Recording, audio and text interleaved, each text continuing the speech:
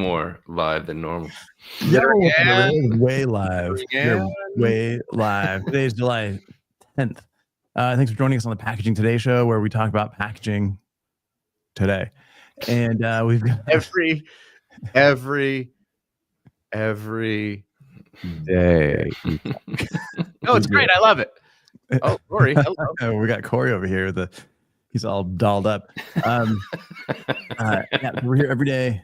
Got a couple things going on. Mondays we get into some news. Wednesdays we've got a game we play where it's can we solve it, where you ask us questions, and if we can't solve it, you win a shirt. And then Fridays we do packaging review. Pack of the week. Pack of the week. Could we? I have an idea for that, by the way. Maybe we'll talk offline or okay. Online. I don't care. It's a no. Sorry, Adam. Yeah. For sure. Today we're covering. Yeah, today we got some news. We're covering. Yes. This new release from that was on The Guardian, the news website, The Guardian. Oh. Talking about scientists using bacteria to turn plastic into paracetamol, which is like Tylenol, and kind of our take on that. As always, we've got Corey Connors joining us. Good morning. Host of the Sustainable Packaging Podcast. Yo. And then we've got Adam Peak, host of People of Packaging Podcast and Robin Hood fan. Yeah, no, I'm a PJs fan. This was my favorite movie when I was growing up. Those are not animated.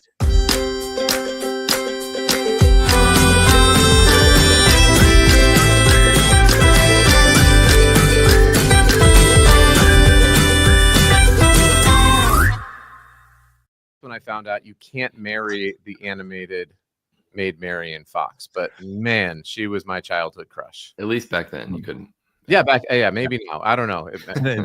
different. You just have to buy the T-shirt or the PJ onesie. Is this professional because it has a collar? I think so. How do we feel?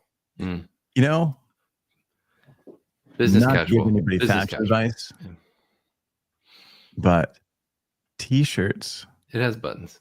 Under-buttoned shirts. Visible collars under button shirts. Not the move. It's not the vibe. It's a loss. What are you talking about? The visible white T-shirt. Yeah, the undershirt like me and Corey both have. Yeah. No, I'm not letting not the move. I'm not letting the chest hair flow freely. I gotta make sure. You could do like a V-neck. Throw it in the comments. Am I right or am I wrong? I have V-necks for that purpose, but I also have a mark right here on my right there. So yeah. It's weird to like highlight that. Like, hey, look at the dot on my chest. That was a prison tattoo. Yeah. That's it's an embellishment. Back in the 80s, people do stupid things. Corey got himself embossed. Yeah. Before I got into packaging. Also, in case you're wondering, nobody outside of Utah may know this, but most Utahns will have a white shirt underneath. I only have it on there. That's for religious reasons. I know, but it's not abnormal in Utah to look like this, is what I'm trying to say. I mean, maybe the shirt. Are you trying to blend? Are you trying to? That's it. V-necks from now on. I've always worn an undershirt. Let's talk about the stupid news. And we're talking about human packaging right now. About my human package. It is. This is human packaging. Clothes is human packaging, right? The way you present yourself to the world is who you are. I know. So how about those nanobots that are going to cure cancer? Is that what we're talking about, or something else? Yeah. All right. Pretty bizarre to me. It's really weird. So this article on The Guardian, it's scientists use bacteria to turn plastic into paracetamol. They're using genetically modified E. coli to create these painkillers. Jeez. Which is not. Hey, Hugh saying this is a passion podcast. Hugh was the one that was telling Corey that his little strings. Yeah. Thank you, Hugh. You're the best. Yeah. So Hugh tunes in for the fashion. I only listen to Hugh's advice. He stays for the packaging news, but tunes in for the fashion. How about this? What if I go with the full button up to the top? That makes sense. Okay, that's what we're doing from now on. Yeah, it's ultra. Whatever you got going on there. So they're turning plastic into medicine. Is that what you're saying? Yeah. That's ultra like Chick-fil-A manager. Oh man, I'm giving Chick-fil-A manager. Mm-hmm. You are. That's what the kids your age say about you. You're so not Sky Rizzy. That could be your Halloween costume. Modify E. coli. Just saying that's kind of weird. Like they're taking E. coli bacteria, they're modifying it, and then it's turning the plastic. Put this in your body, and it will heal you. Take these plastics and this E. coli. Yeah, E. coli is bad, right? I think so. Yeah, as far as I know, it's not cool. It comes on chicken sometimes, stuff like that. Yeah, it's not cool anymore. But maybe it's like two bads, right? Like microplastics bad, E. coli bad. Put them together, no more headache. Interesting. But microplastics save the world. Yeah. So what they're saying is that paracetamol comes from oil. It's an oil-derived medicine. So if they chemically break down the plastic back into oil, then they could turn this, create this product. And look, man, I don't know about you guys, but I feel like it's great. All these different things that they're doing with, you see on the news, they've got like this new bacteria that can eat plastic. Now they're turning it into medicine, but the amount of actual product that's being consumed is minimal, right? Like how many pills can you get out of a Tide bottle? Like after it's all said and done, like once it's all broken down, like how much oil do you actually get? Not a lot. We need a material scientist for that. Yeah. Where's Russell?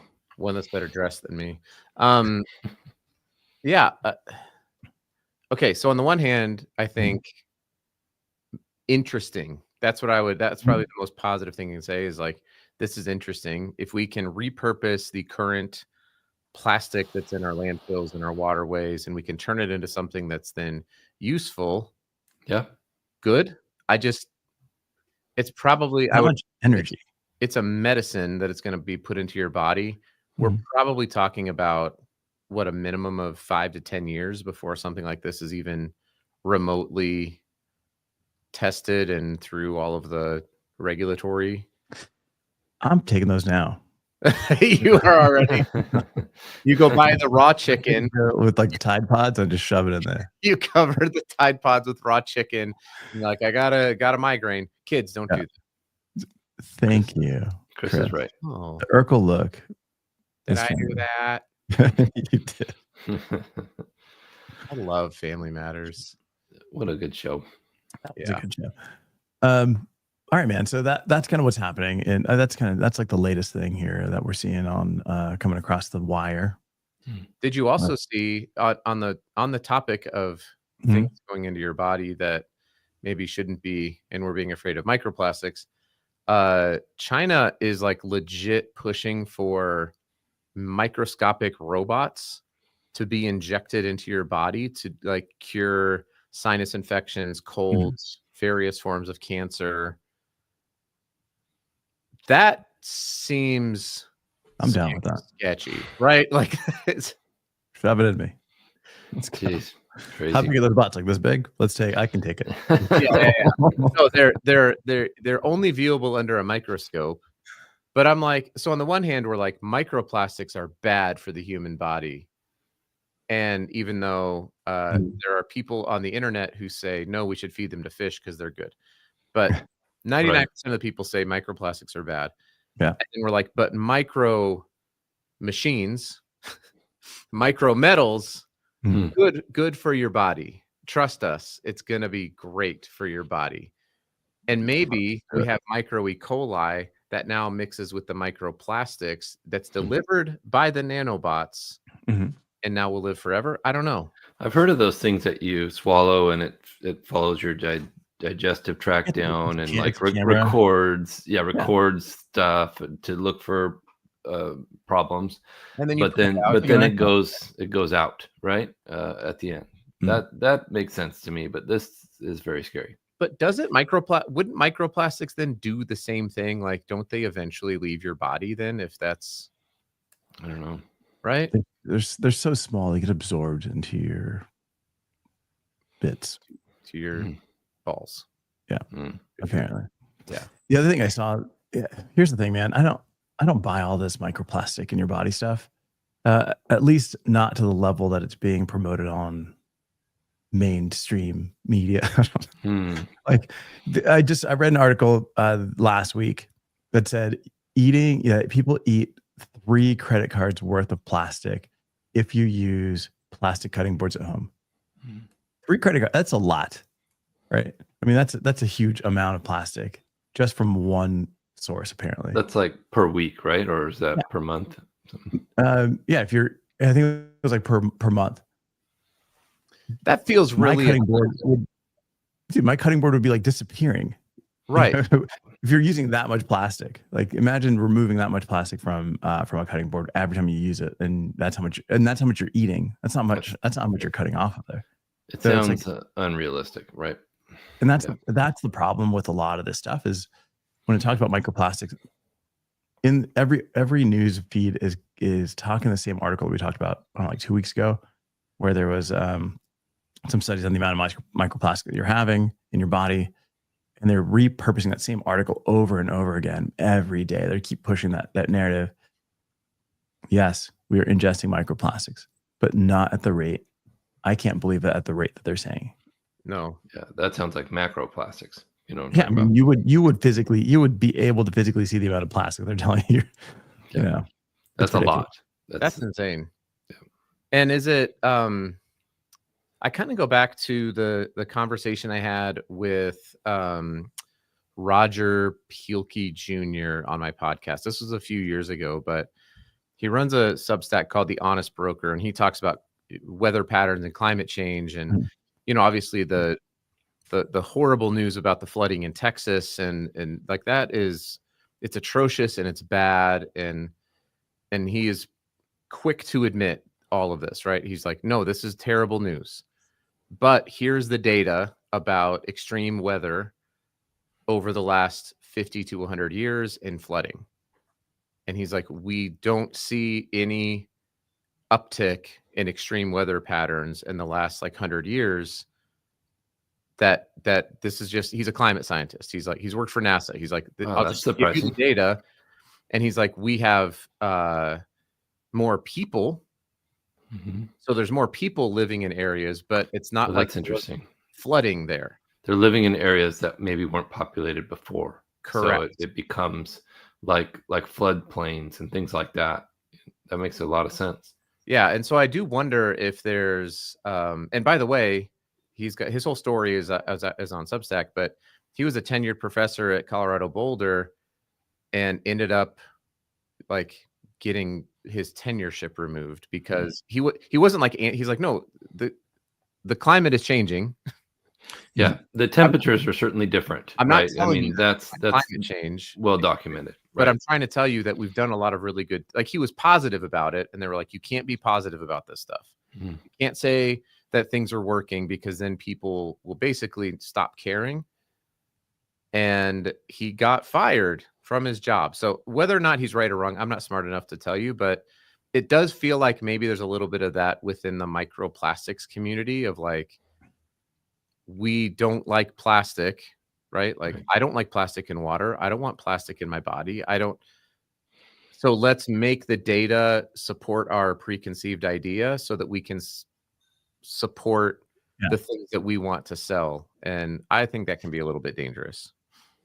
And that's kind of the point. It's like if you're spinning the information to like drive home this, yes, plastic isn't great in a lot of scenarios, but it's saved a lot of people over years. I've literally got plastic in my body from a few surgeries. I appreciate it. Yeah, good point. Some of that we need, right? There are plastic things that are very helpful, like our glasses we're wearing, our headphones, things like that are great. Yeah, for sure. Some cars, like parts of a car, things like that. I am not a climate scientist though, but according to a few some information from NOAA, from NOAA, it does say that these events have increased over the past 100 years. And kind of give some data on that. Yeah, it would be. I'm in Arizona where it was 120 yesterday. What are you gonna do? Jeez. Yeah, it's interesting though. Again, he's not saying he's talking about like the patterns of these things. Right. And is the frequency and the devastation, has that increased, and can we tie that to climate change? And at least from his data says no. And here's and he pulls stuff from all these. It's important to argue both sides, I think. But I thought so too. That's why I had him on my podcast, because I thought it was interesting. I remember I heard him on a different one, and someone was like, I can't tell what your political leaning is. He's like, well, I'll tell you, in the 80s and 90s, I was on liberal podcasts, and I've been saying the same data with the same sources, and now I'm not on those podcasts. So he's like, but I won't tell you where I stand. I'm literally a scientist who goes back to the objective numbers and the data. And I had the audacity to say that we're doing a lot of really positive things, and that we're taking steps in the right direction, that we're curbing the drastic impacts of climate change. Oh, that's good. And so he was saying this stuff, and people were like, not allowed to say that. So it was interesting. I don't know. Go do your own research. That would be the point. They don't want to change the narrative, which that is all right. That is the point. Yeah, is do your own research. Yeah. Don't just. I want to argue, but I really don't have the knowledge base in that particular topic, so I got nothing. Yeah, I don't really either, but yeah, do your own research. And like I said before, probably 50 different times, if somebody is giving you data and they have something to sell you, right, you have to go check that. Yeah, because they have an agenda. It's not right or wrong. It's just they have an agenda. They need to sell you something. Didn't Corey have a list on his desk that listed all the companies that Corey did not. No, he did not. That was me. He doesn't have a list. There's no list anymore. Got it. No. I had a list of the top 30 CPG plastic polluters. The list does not exist. But it's gone. It's gone. It doesn't exist. Confiscated. Hey man, I do have coming up on the Packaging Unboxed podcast. I've got a group of people that we're interviewing and talking about pet peeves in packaging. Like, what is something that you see on shelf and you just roll your eyes, like it just drives you nuts? So I don't know, Corey, like what's something that you see every time and you're annoyed by, or like, I can't believe people are still doing this? I think it's the baseless claim, like healthy, or these just broad scope terms like environmentally friendly. Okay, how? Why? Tell us more. Those kinds of things bother me as far as what is said on packaging. Kind of rubs me the wrong way. Like, that's not true. Greenwashing kind of stuff mostly bothers me. What about you, Adam? What's the one? What's like something you see on pack that you're just like, besides infinitely recyclable? Yeah, that one. Metaphysical claims about time traveling materials definitely bother me. I don't know. I guess it kind of depends on the day, honestly. I mean, sometimes I'll see like a really complicated display in a store that is totally just destroyed because some designer thought it was going to be really cool to put giant wings on a pillow bag, or I don't know, something like that. Ridiculous. Yeah. And I can't. That is one. Hugh nailed it. Hard to open. It's the scissor packaging or the knife packaging that's in the clamshells, right? Yeah. Drives me that type of packaging in general. I can't stand when if I have to get out a pair of scissors or a knife to cut open your packaging. No thanks. That stuff drives me absolutely insane. Yeah. And like like the toy packaging where you have to get out a screwdriver because they've not a fan. They bolted it all in there. Yeah. 800 zip ties. Right. Just it's a toy, guys. It's going to be fine. Yeah. Now, I think like one of the things that you're right. It depends on the day. Depends on what you see. Like one of the things I always kind of go to is seeing that, going back to your claims, Corey, like seeing whether it's like compostable, but doesn't tell you, is it industrial? Is it home? Is it certified? It's just, and a lot of times you're seeing that because it's paper.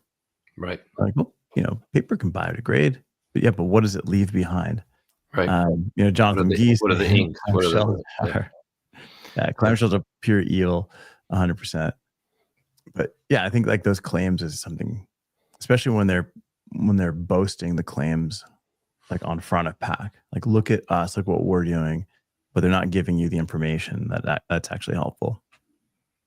I think that's. What about how do you guys feel about wind powered, where it's like this box was made from 100% wind power? Does that ever? Because it's not really. I've never seen that. Yeah, I haven't. I see it all the time. Yeah, renewable energy, things like that. Because it's not actually. It's not like the facility has a windmill and it's powering the plant. It's an energy credit buyback, right? That you do, and so to me that's a little bit misleading, where it's like this box is made with wind energy. It's like it's not really though. It's made with energy that then it's not a. I don't know. Where's the raw material made? What energy is that using? Oh, someone recognizes my human packaging. Thank you. Yeah, I did buy this off of that website, RSVLTS. They also have a Bluey one that I really want to get. I love that shit. They sell those PJs. That's cool. Yeah, PJs for adults. That's good. You know what we should do sometime on the show that would be terrible content is there's actually a Bluey episode about packaging. Oh, nice. And it almost like brought me to tears. It was so powerful. Like, because it's about packaging and also philosophy, and it's like this whole crazy it's like a 7-minute episode. In the end, I'm like, I'm questioning everything about life right now. With a 7-minute kids cartoon. It's really good. Israel. Oh, that's who it is, because it doesn't show up as. That's the person, the LinkedIn user. Yeah, it shows up as LinkedIn user. Oh, thank you, Israel. Yep. Thank you, appreciate it. I didn't know if that's what results stood for. RS. That's what I thought. That's what I thought first. Maybe it does. If you, Israel, if you own this company, hit me up. I will rock all the Bluey and Robin Hood shirts on this show. Yeah, maybe it's Roosevelt's, not results. I think we do need a fashion sponsorship. Yeah. Don't you guys think? Yeah. I love Carrie for saying, love it when brands say they are consumer centric, but they are cooking instructions in teeny tiny. Yeah. I mean, you make the important information super small so you can make the romance copy big. Right. I don't know. I'm looking up my guys. You guys keep going on and on here. I'm gonna. No, I think the other thing too. The other thing I see a lot of is a lot of brands moving to stand-up pouches and talking about sustainability and these stand-up pouches, but they don't explain what that means, right? Right. And sustainability means something different to every brand when it comes to packaging. When you move into a stand-up pouch, multi-layer pouch, it's because of the amount of the space saving. You can fit that much more packaging, empty packaging as you transport it. Like, there's all those benefits that reduce your carbon footprint.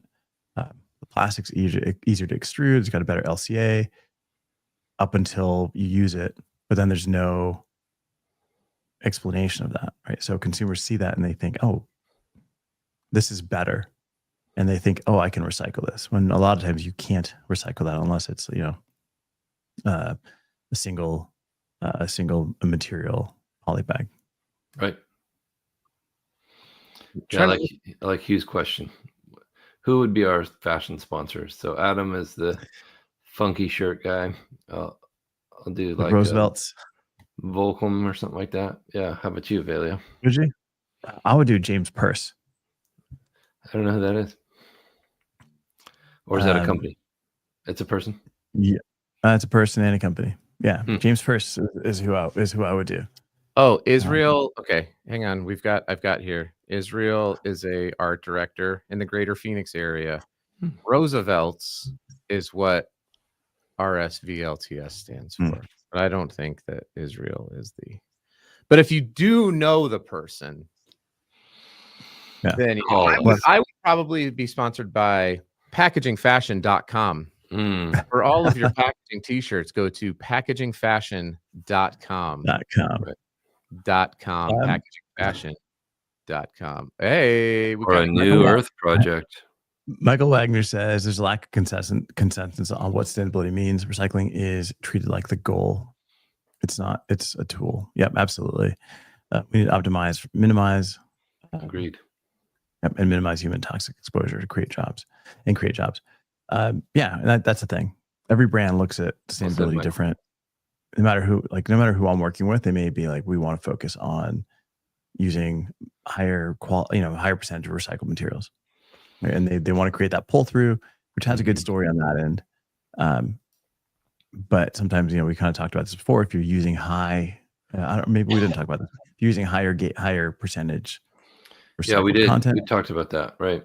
Yeah. What happens when you use higher percentage recycled content? It can degrade the material. So the material can be less strong.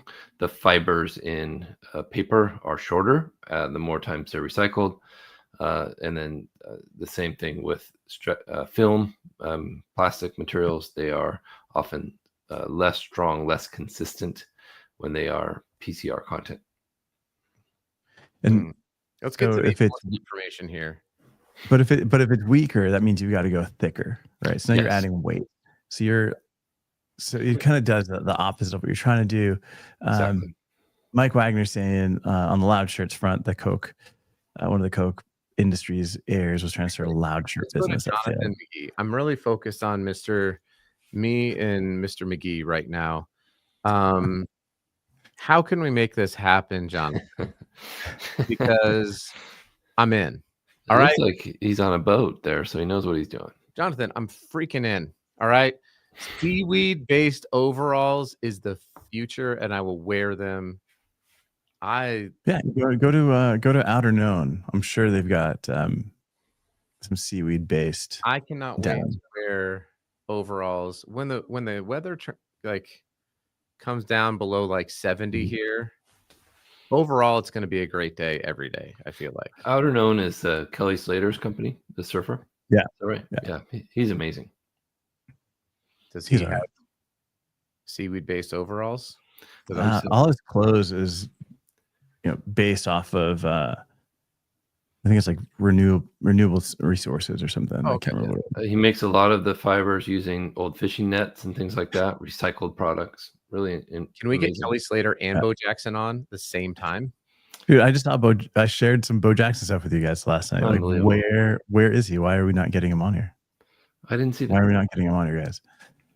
In plastics recycling, coming from Mike Wagner, you can also increase migration, toxic chemicals, and microplastics in the food, and you can also create dust in the recycling process that creates worker hazards. But hey, let's go ahead and put that into Tylenol and shove it in our bodies. Right? Yikes. Yeah. Dangerous. All right, guys. It is Thursday. We're wrapping this up. If you got any questions on packaging, drop it in the comments. Do us a favor and tag one of your friends that should be watching this show where we talk about packaging and one of the best daily packaging shows in the world. Yeah. One of them. Somebody who owns the clothing company Roosevelt's. Yes. Mind. But definitely tag people that have them hop on, ask us some questions. We can get into this kind of stuff. Tomorrow we're going to do packaging. Pack of the week. Pack of the week. Pack of the week. So stick around. Let's see what gets it, and we'll break it down and talk about it. Thanks so much.